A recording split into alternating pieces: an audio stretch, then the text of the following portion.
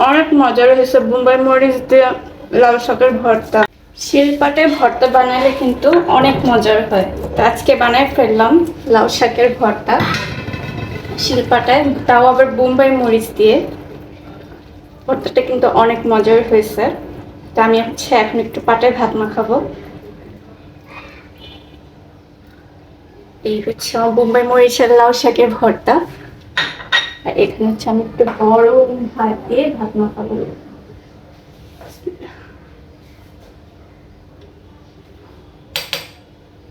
আর তার সাথে দিব একটু লবণ ছিটকাই দিব। গরম গরমে পাটায় বেটে ভর্তা গরম ভাত দিয়ে খেলে কি যে মজা লাগে।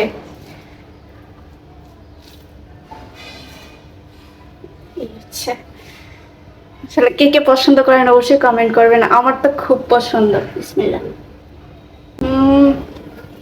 অনেক মজার হয়েছে বোম্বাই মরিচ দিয়ে লাল শাকের ভর্তা, শেষ হয়। আর এভাবে পাটায় মেখে ভর্তা অনেক মজা।